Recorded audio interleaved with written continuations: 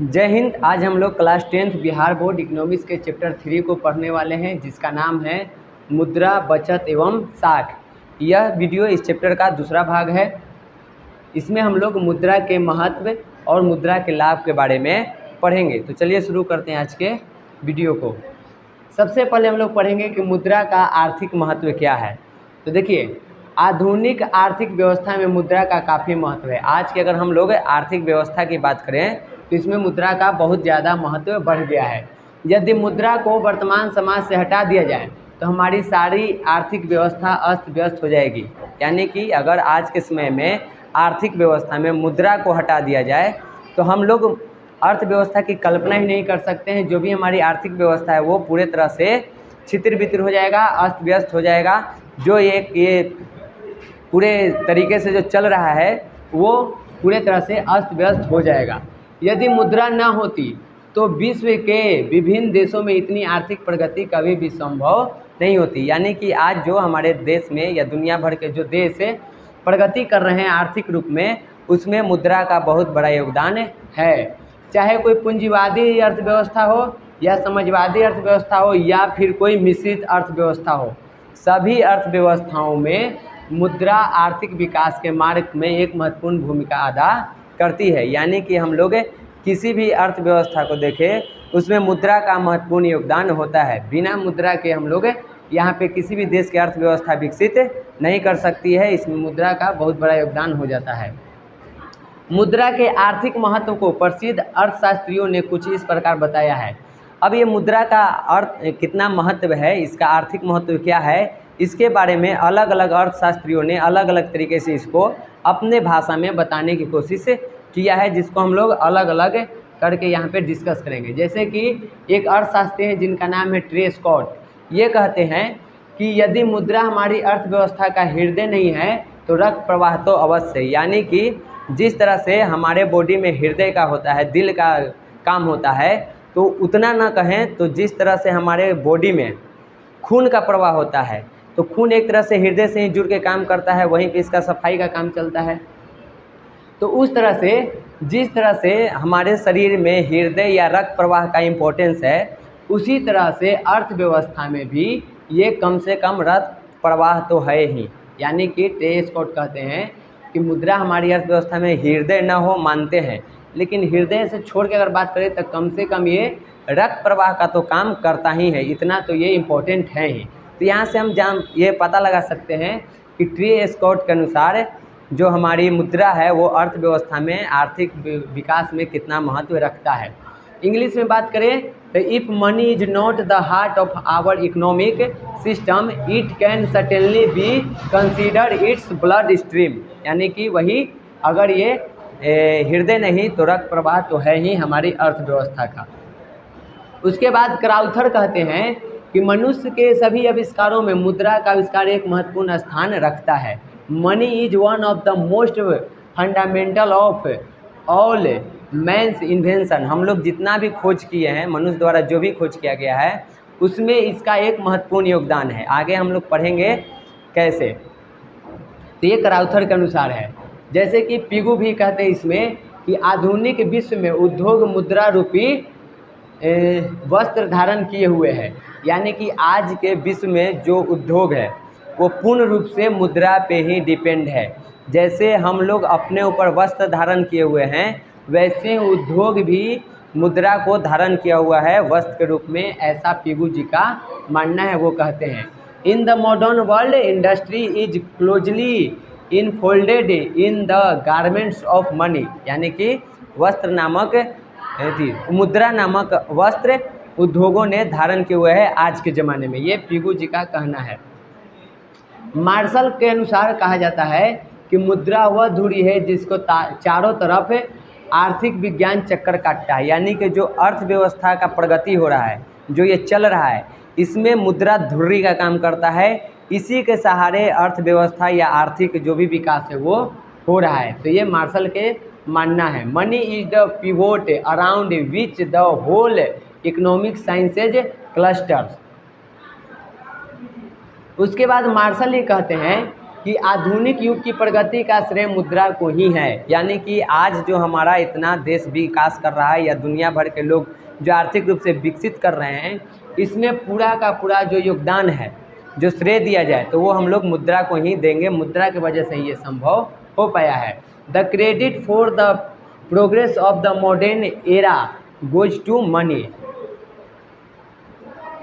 Crowther के अनुसार यहाँ पे एक और बात ये कहते हैं, जैसे अभी हम बताए थे ना यहाँ पे कि मुद्रा वह धुरी है जिसके चारों ओर, नहीं ये वाला, आधुनिक विश्व में उद्योग मुद्रा रूपी, यहाँ पे मनुष्य के सभी आविष्कारों में मुद्रा का आविष्कार एक महत्वपूर्ण स्थान रखता है। तो इसको हम लोग समझेंगे कैसे। तो देखिए यहाँ पे क्राउथर के अनुसार ही बताया गया है, उन्होंने बताए हैं कि कैसे ये इम्पोर्टेंट है।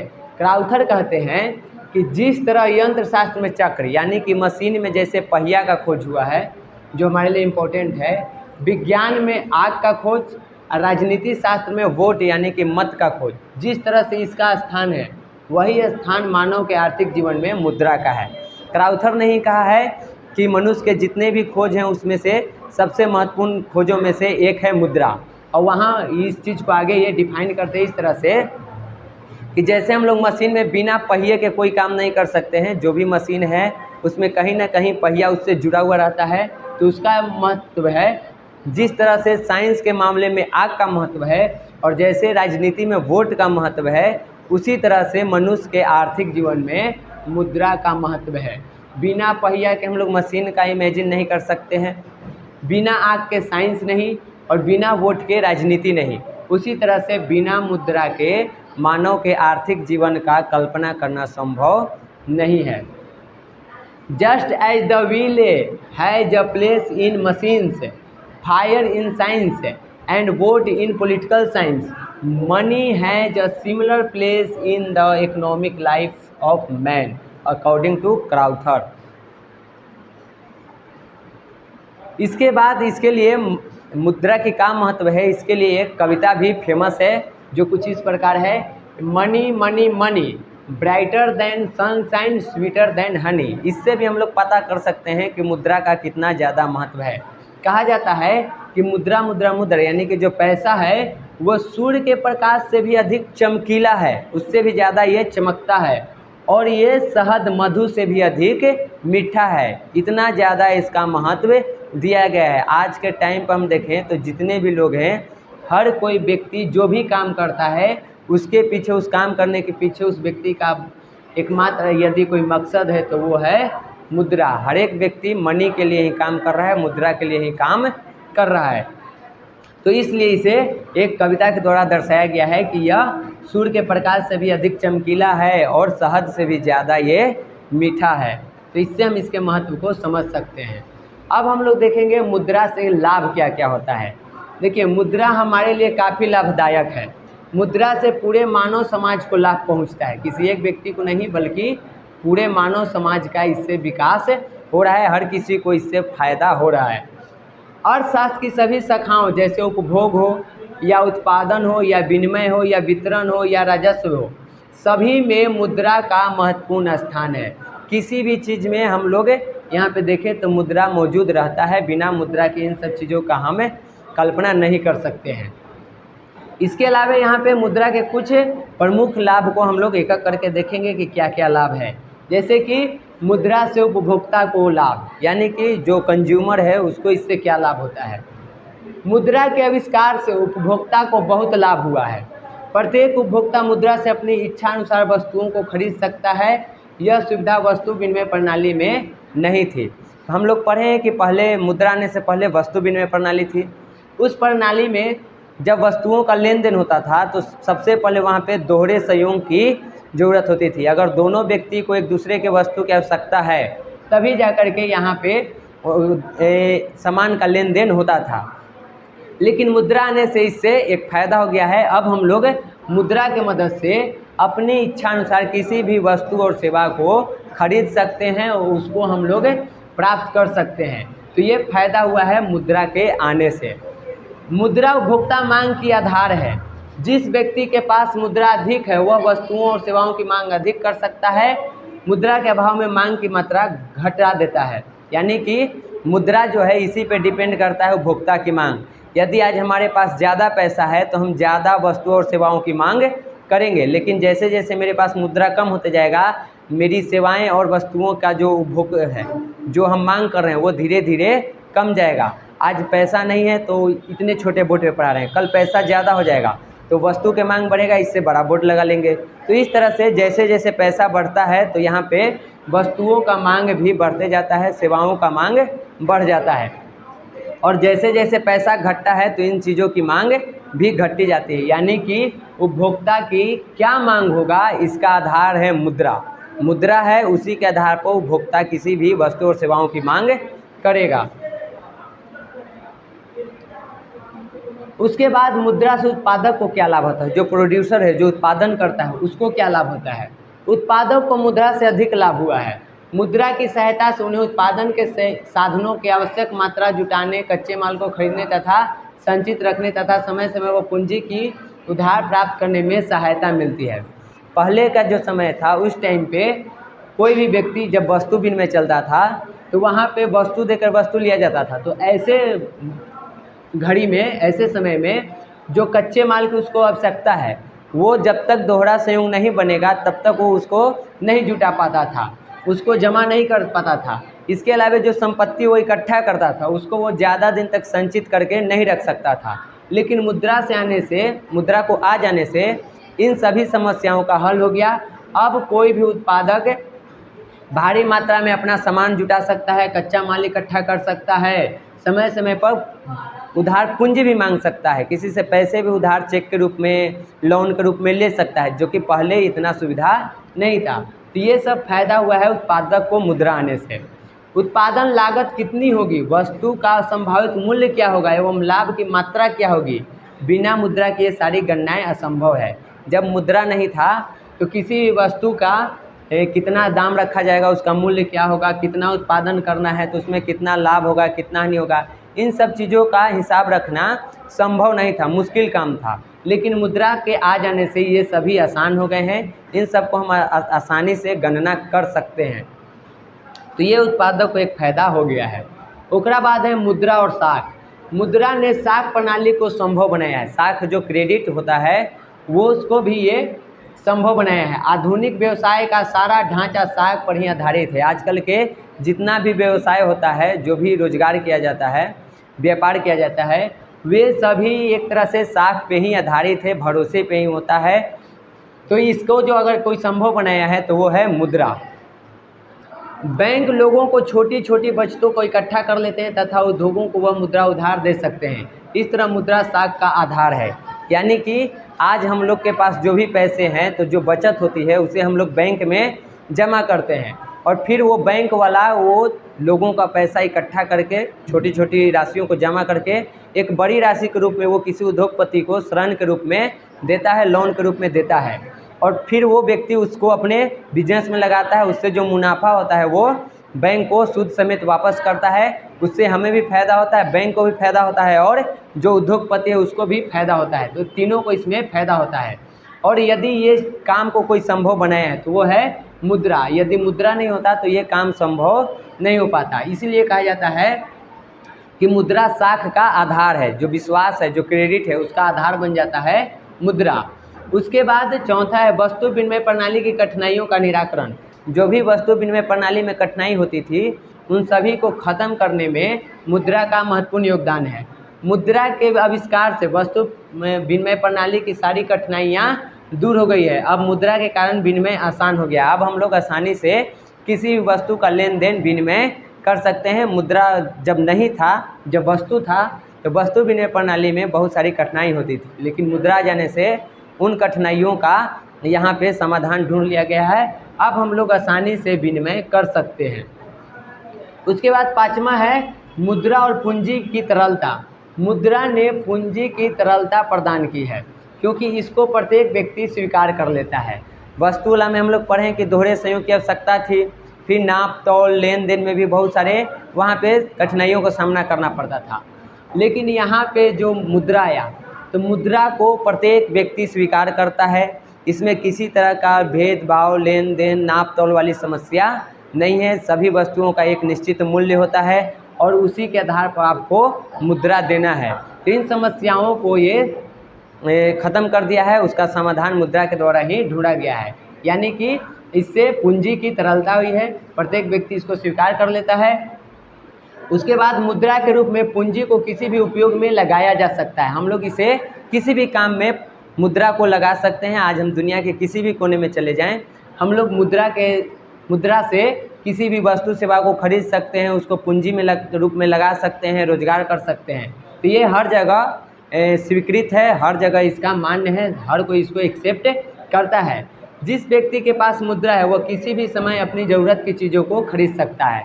आज हमारे पास यदि मुद्रा है तो हम हमारी जो भी आवश्यकताएं हैं उसको हम इस मुद्रा के माध्यम से खरीद सकते हैं, जो कि पहले संभव नहीं था।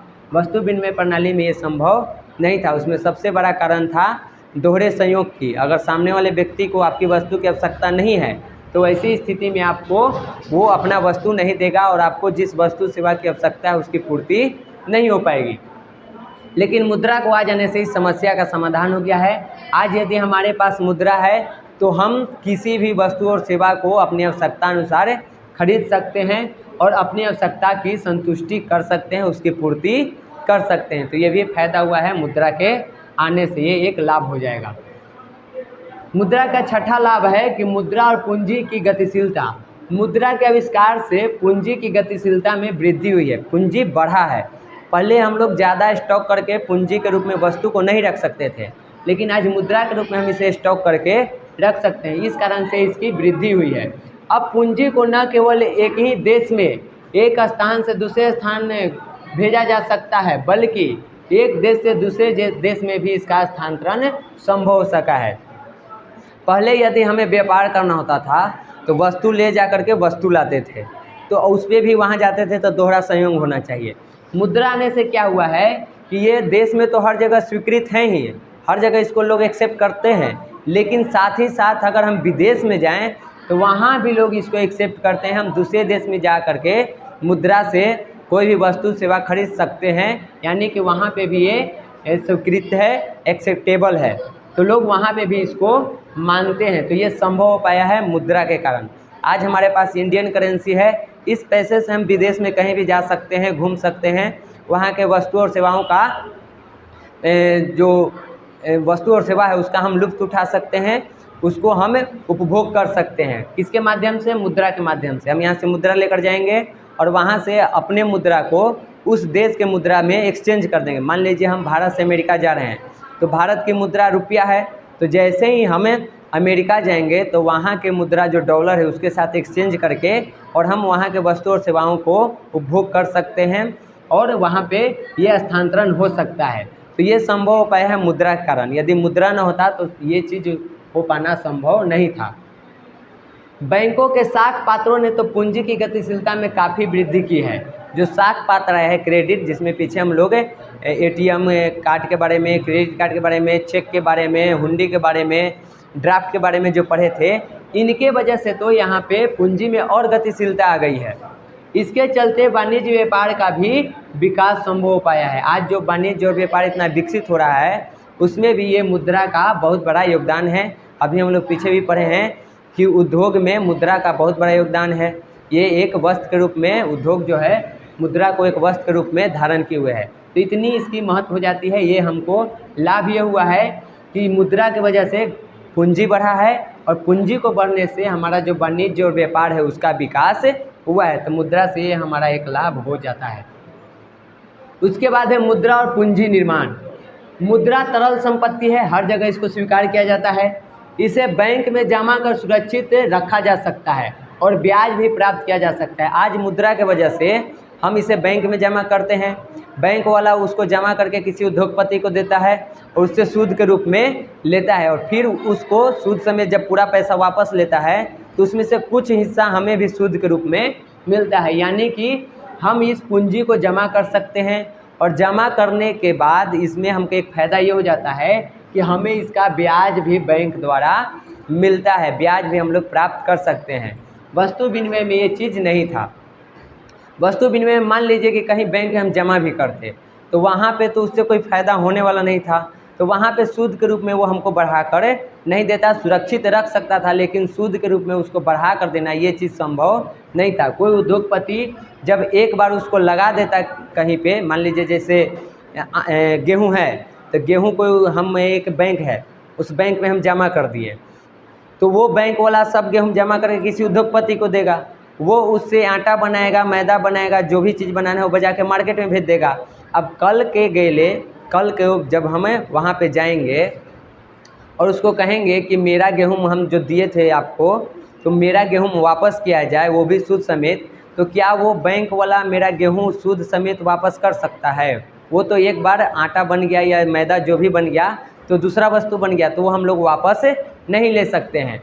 तो सूद को तो छोड़िए, जो दिए थे वो भी गेहूँ हम प्राप्त नहीं कर सकते थे। लेकिन यहाँ पे मुद्रा में क्या हो गया कि मुद्रा विनिमय में हम लोग बैंक में पैसा जमा कर सकते हैं और जब वापस चाहें, जब मन करे हम उसे वापस ले सकते हैं और वापस हम सूद के साथ भी ले सकते हैं। तो ये एक फ़ायदा हो जाता है मुद्रा से। किसी उद्योग धंधों में पूंजी विनियोग करके पूंजी निर्माण का अधिक वृद्धि की जा सकती है। यानी कि वही बात, जब हम लोग पैसा जमा करते हैं बैंक में तो किसी उद्योगपति को दे दिया जाता है, वो उद्योगपति अपना धंधा में इस पूंजी को लगाता है और लगाने के बाद वो और अधिक पूंजी का निर्माण करता है। इस तरह मुद्रा पूंजी निर्माण का भी एक अच्छा साधन है। तो एक फ़ायदा ये हो गया है कि हम इसे पूंजी की वृद्धि कर सकते हैं, जो मुद्रा है इससे हम लोग पूंजी को बढ़ा सकते हैं, ये भी एक लाभ हो जाता है। उसके बाद है मुद्रा और बड़े पैमाने के उद्योग। मुद्रा के होने से ही आज बड़े बड़े उद्योग स्थापित हो सकते हैं तथा बड़े पैमाने पर उत्पादन संभव हो सका है। आज जो इतने बड़े बड़े उद्योग लगे हुए हैं और इतना ज़्यादा जो उत्पादन हो रहा है उसमें मुद्रा का महत्वपूर्ण योगदान है, इसी के कारण ये चीज़ संभव हो पाया है। तो मुद्रा से हम लोग को एक लाभ ये भी हो जाता है कि हम लोग बड़े पैमाने पर उद्योग स्थापित कर रहे हैं, बड़े पैमाने पर उत्पादन कर रहे हैं और पूंजी में भी वृद्धि कर रहे हैं। तो ये भी मुद्रा के कारण ही संभव हो पाया है। उसके बाद 9वां है मुद्रा और आर्थिक प्रगति। मुद्रा किसी देश की आर्थिक प्रगति का सूचक होता है। जिसके पास जितना अधिक मुद्रा बढ़ते जाएगा, जितना, जैसे हम लोग पीछे पढ़े थे प्रति व्यक्ति आय, तो प्रति व्यक्ति आय में हम लोग इनकम करते हैं और इनकम में खास करके हम लोग मुद्रा का ही इनकम करते हैं। तो ये इस चीज़ को दिखाता है कि कोई देश कितना प्रगति है। तो किसी देश के प्रगति के रूप में भी मुद्रा का महत्वपूर्ण योगदान होता है। हम लोग पढ़े थे कि जिस देश का राष्ट्रीय आय या प्रति व्यक्ति आय जितना ज़्यादा अधिक होगा वो देश उतना ही ज़्यादा विकसित माना जाएगा। तो कोई भी देश का राष्ट्रीय आय या प्रति व्यक्ति आय मुख्य रूप से अगर देखा जाए तो मुद्रा के रूप में ही मापा जाएगा। तो मुद्रा के आधार पे किसी भी देश के आर्थिक प्रगति को भी हम लोग माप सकते हैं कि वो देश कितना विकसित या अविकसित, अर्धविकसित है। तो ये किसी भी देश की आर्थिक प्रगति का एक सूचक भी बन जाता है मुद्रा। उसके बाद है 10वां मुद्रा और सामाजिक कल्याण। मुद्रा द्वारा किसी देश की राष्ट्रीय आय तथा प्रति व्यक्ति आय की माप होती है। अभी हम बताएं कि किसी भी देश के राष्ट्रीय आय या प्रति व्यक्ति आय जब मापते हैं तो उसमें मुख्य रूप से हम लोग मुद्रा के आधार पर उसको मापते हैं। तो यहाँ पे जो राष्ट्रीय आय तथा प्रति व्यक्ति आय की माप है वो मुद्रा द्वारा ही किया जाता है। यदि प्रति व्यक्ति आय बढ़ती है तो देश का आर्थिक कल्याण की ओर अग्रसर होता है। मुद्रा द्वारा सामाजिक कल्याण को मापा जा सकता है, यानी कि जब व्यक्ति का प्रति व्यक्ति आय बढ़ेगा, यानी कि मुद्रा में उसका इनकम बढ़ेगा, जो कमा रहा था 10,000 वो अब कमाएगा 50,000, तो उसके आय में वृद्धि हुआ, मुद्रा में वृद्धि हुआ, 10 की जगह अब 50 कमा रहा है। तो उससे क्या होगा कि उसके जीवन स्तर में भी सुधार होगा। और जब एक देश के, एक समाज में रहने वाले प्रत्येक व्यक्ति के आय में वृद्धि होगी, उसकी प्रति व्यक्ति आय में वृद्धि होगी, तो जाहिर सी बात है कि उसके सामाजिक जीवन में भी वृद्धि होगी, समाज का भी कल्याण होगा। तो हम लोग मुद्रा से प्रति व्यक्ति आय नापते हैं और प्रति व्यक्ति आय के माध्यम से हम लोग सामाजिक कल्याण, राष्ट्रीय विकास, इन सब चीज़ों को मापते हैं। तो एक तरह से देखा जाए तो हम लोग मुद्रे पे डिपेंड है। मुद्रा के आधार पे ही हम बता सकते हैं कि कोई देश विकसित है अथवा नहीं है, कोई देश से कोई समाज विकसित है अथवा नहीं है। जो भी सामाजिक कल्याण करना है उसको हम लोग मुद्रा के आधार पे ही माप सकते हैं। मुद्रा के आधार पे ही हम ये बताएंगे कि जैसे मान लीजिए कोई जगह है, वहाँ एक समाज में ले लेते हैं कि वहाँ पे लोगों का प्रति व्यक्ति क्या है, वहाँ के आय का स्तर क्या है। तो जहाँ पे लोगों का आय का स्तर कम रहेगा, यानी कि वहाँ पे सामाजिक रूप में वो लोग पीछे रह जाएंगे समाज में, तो उनको आगे बढ़ने के लिए सरकार द्वारा योजनाएं बनाई जाएगी और सामाजिक कल्याण वाले काम किए जाएंगे। तो इस तरह से मुद्रा द्वारा यहाँ पे सामाजिक कल्याण भी किया जाता है, इसके आधार पर उसको भी मापा जाता है। तो आज के हमारे इस वीडियो में इतना ही था। अगले वीडियो में हम लोग विनिमय के जो दो रूप हैं, एक है वस्तु विनिमय प्रणाली और एक है मुद्रा विनिमय प्रणाली, उन दोनों पे डिस्कस करेंगे। तो आज के लिए इतना ही रहने देते हैं, मिलते हैं अगले वीडियो में, तब तक के लिए जय हिंद।